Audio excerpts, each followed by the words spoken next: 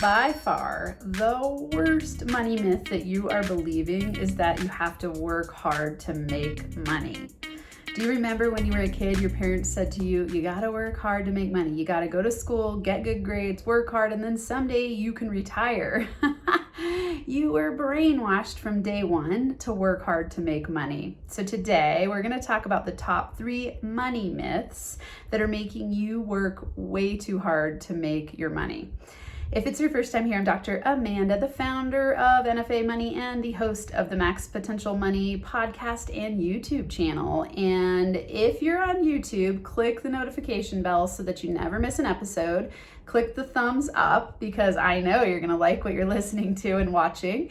And make sure you subscribe to the channel. Let's break this down, okay? So the top 3 money myths that are making you work too hard in your business. I'm gonna give you all 3 of them and then we're gonna break them down and I'm gonna tell you why this is happening to you. So number 1, it's gotta be perfect before it will make money. It's gotta be perfect before it will make money. Number 2, it's gotta be built before I can make money from it.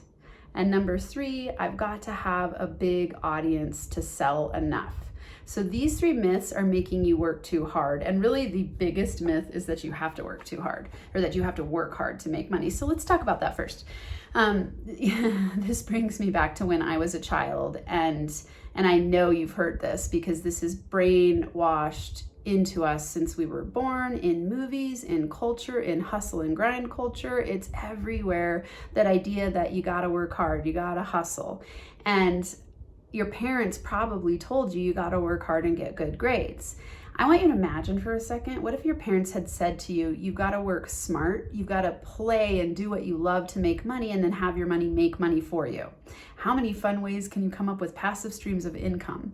You know, I was on a podcast the other day and I said to someone, it was a parents podcast. And so I was talking to moms and parents about how to instill successful money confidence habits into their kids. And, you know, one of the ideas was, why don't you give your kids $1 and ask them, how could you turn this into $10? Let's make it a fun money-making game. Parents don't do that.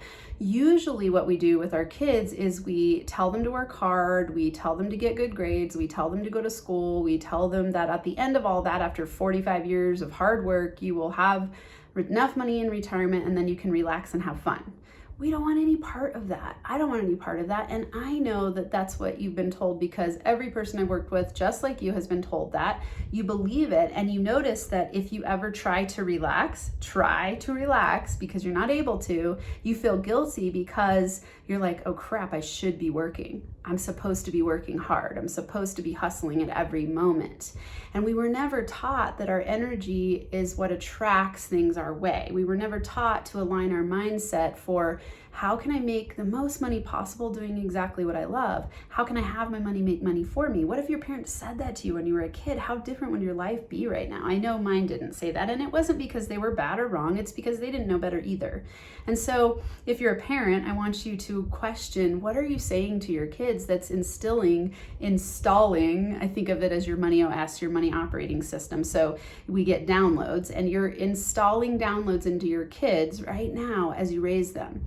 Just like when you were a kid, you had money downloads installed into you that made you believe what you believe today about money. And that's how money myths get created. You start to go, oh, I see my parents working hard and I see them either making a lot of money or not making a lot of money. And you start to believe you've got to work hard to make money. And when you're little, your brain doesn't know the difference between this being true or not. It just sees that that's what's going on in your reality and it gets stored in your subconscious, and your subconscious doesn't decide this is true or false. It just sees it and believes it. And then you carry that out in your adult life because you carry that subconscious belief. And then as you're looking to your environment for things to be true, because we want to be true, we want to be correct, we always want to be right, our reticular activating system, our RAS, shows us evidence that it's true because it's what you're looking for. So because you believe it's true. So we look into our environment to prove to us what we believe to be true. So your results happen to you because of what you believe. So it's your job to learn what's a myth and what's true. And so that's what I bring to the table all the time. I want you to get rid of these money blocks, eliminate these myths so that you can start to be a conscious money maker, so you can enjoy what you're doing and so you can make easier money and have more fun doing it. And the reason that I love to help you with this is because, my God, I believed that one for most of my life until even really recently. And this is even post starting my business. My first year of business, I worked my ass off. I mean, wow. And yes, I broke 6 figures in my first full-time year. It's funny, I have this fan on, it's blowing my hair in my eye, funny. There we go, let's see if that'll stick. Okay, let's go back. I just got distracted. So yes, I worked my ass off.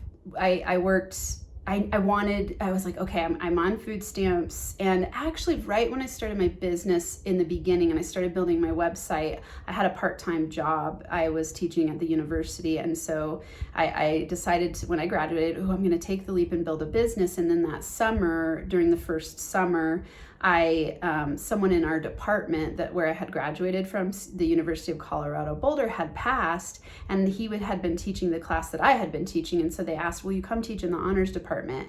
And I had only been to one networking event, and I was like, I don't know if my business is going to fly. I'm not sure. So I started teaching 2 courses at the university as a professor. Very, very, very, very low pay, like slave labor pay, like just bad. But I needed, at the time, I thought this will fuel me growing my business and I can dump the money into my business and at least it'll help me eat and pay my bills. And I love teaching. So it was a lot of wins for me, and it was the honors department. So it was really serious students, and I was teaching sex, gender, and society. And it was super fun.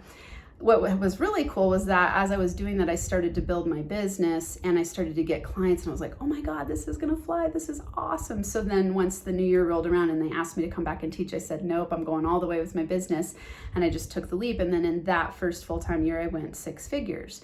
Now, it was fun. A lot of it was fun because I was so inspired, and some of it was terrifying. I mean, like, there were months where I had no idea if I was going to get another client. I didn't know what I was doing. Meaning I didn't know about lead gen. I didn't know how to build all of the systems that you have in place that make things easier. And so I definitely worked really hard. And I'm not saying that you're not going to put in effort when you build your business. It's the mindset behind it that makes it feel stressful and like hard work. So if you have the mindset like, I'm 100% committed to building my business, let's say you're newer and you're taking steps every day and you feel inspired and alive, awesome. You're still gonna have some fear and you're still gonna put in a lot of hours, and those hours are gonna decrease over time. So what I am bringing to you today is the myth that you have to work hard to make money and that you always have to keep working hard no matter what, and that hard work is what makes money. Because that is not true. You could actually, once you align your mindset and you understand energy and money mindset mastery, you can have opportunities come your way that are bigger and bigger. The thing is that it takes some practice and some clarity and some alignment, a process of getting aligned for you to get to that place where it gets easier and easier. So you've heard me say one of my mantras is to work less, make more, and have fun. What that means is every year that I build my business, I work less hours, and I am very choosy about what I spend my time on. So I can refine my business based on zone of genius, which is the have fun part. So I work less, my income increases in my business. So I work less, I make more, and I have fun. Meaning that the things that I choose to do are the things that are in my zone of genius and that I enjoy doing, and they bring me alive, and I feel inspired, and I take spontaneous action, and then I'm an attractor magnet. Okay, so that's what I want you to be leaning into, opening up to, seeing what's possible in that way. So if you're stuck in that place of like, I've got to work my ass off, there's no way that I can get to 10x my business, whatever figure you're at now. If you want to 10x, there's no way I can work 10x as hard. So you're feeling frustrated and overwhelmed and stuck, and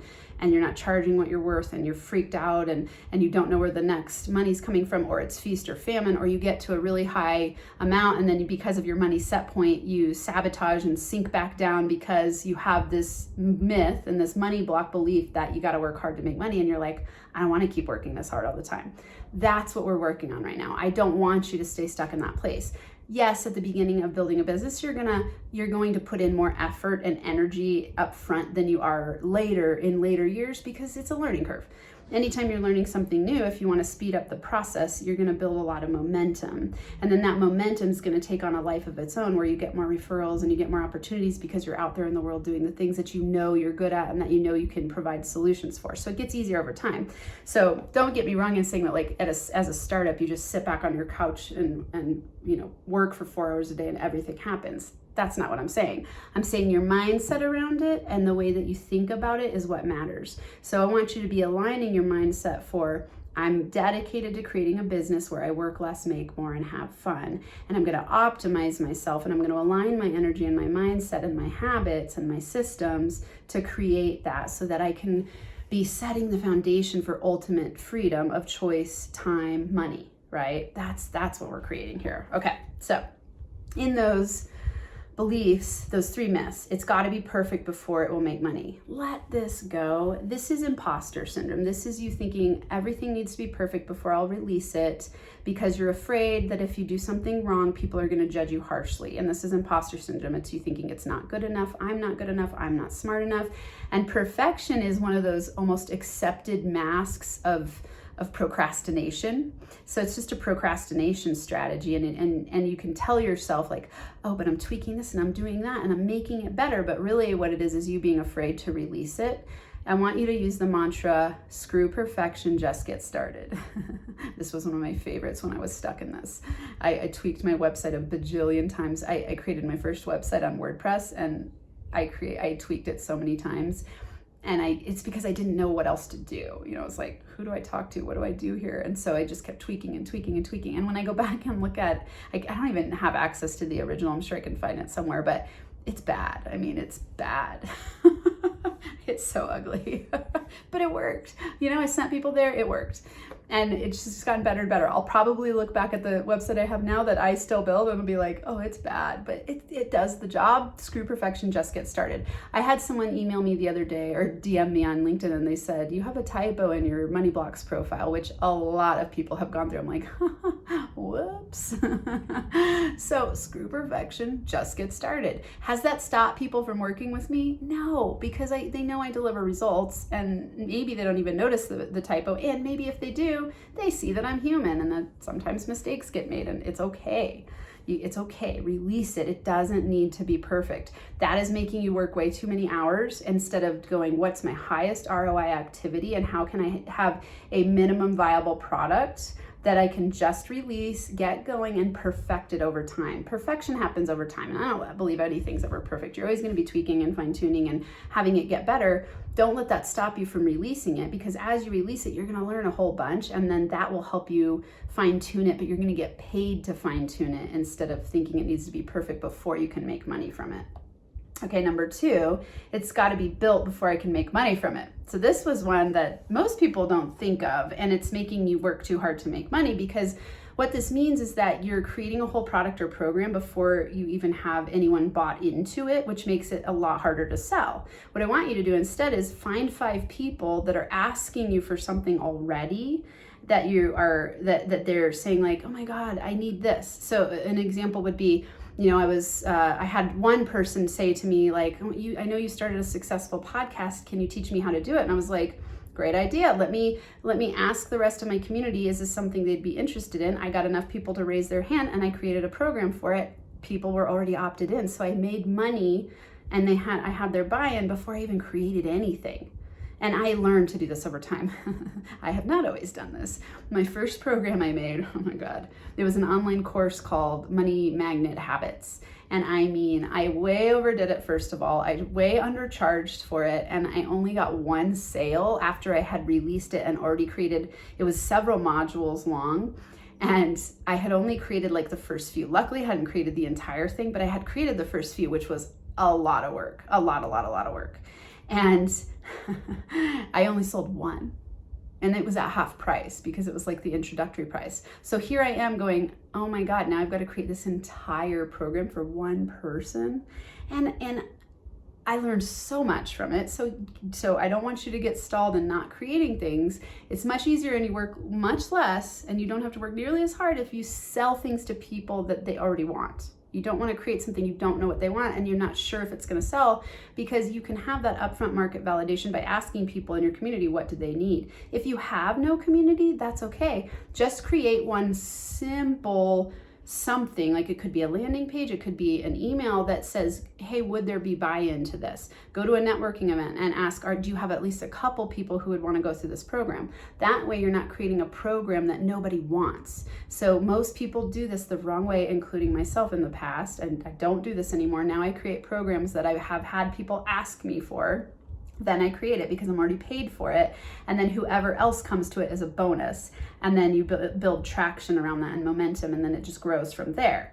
But most people do it the opposite. They build something and think that the people will come, and then they've wasted all their time, and then no one comes, and then they're like, crap, I got to start all over. So remember to do market validation up front so that you're not working too hard to make money in your business. And make things that people are asking for. That's why they're coming to you, because they're asking you, they're raising their hand and being like, hey, Amanda, can you help me with this? I see that you've been successful at this. Can you help me with this? And then I consider, like, is that something I want to teach? Is that something I want to create a course around? And if it is, then hey, okay, cool opportunity to do a quick one-day workshop. Last year, at the end of the year, I did one called How to Set Manifestation-Based Goals. I had 22 people to attend, and I did exactly this process. I said it to a couple clients in a session. They're like, that sounds cool. And I could tell there was like a fire around it. And so then I put the word out there and I said, who would be interested in this? Got deposits, and then I knew it was a go. Then I promoted it and got more people there.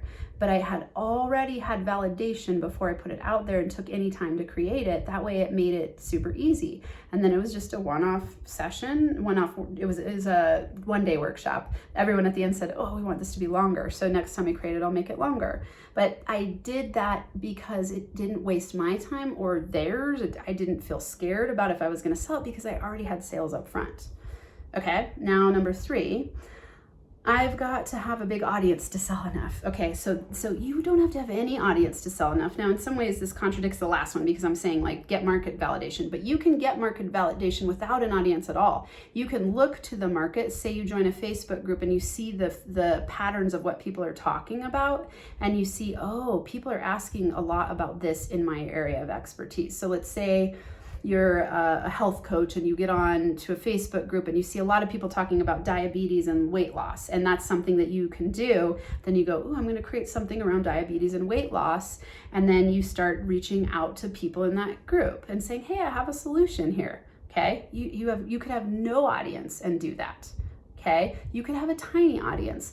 When I had a joint venture that was really successful and lucrative in my business, I had barely any audience. I literally had some posts on Instagram that had 5 likes. 5. I maybe had 300 people, 300 followers, maybe. I had 50 people on my email list, and most of them were friends and family that I had asked to join because I didn't really realize, like, oh, you don't want people on your list who don't really care about what your services are. Of course, they care about me, but they're not my ideal client, right? You want your list to be filled with your ideal client. So I still have a tiny list. At the date of this recording, I have a tiny list. It's a high quality connection with my NFA family of people who really like what I'm doing. And that's my 5-star clients. That's my 5-star Avatar rockstar clients who are like, yes, I love what Amanda's putting out there. I'm aligned with it. I want to work with her. I want to know her. I want her free stuff. I want her paid stuff. And it's a variety of those people, but it's people who are aligned with my message. So I have a tiny list, and I've made every year over $100,000 since I started my business and it's just growing because I target to the right people. I ask them what they need. I care about their needs, and also because I've learned to charge what I'm worth, and I don't undervalue myself. So when I do have a connection, I do create a program, I sell for results. I don't sell by the hour. I've completely upgraded my money mindset to go, I bring value to the table. People are paying me for transformation. They're paying me for results. I know I can get them.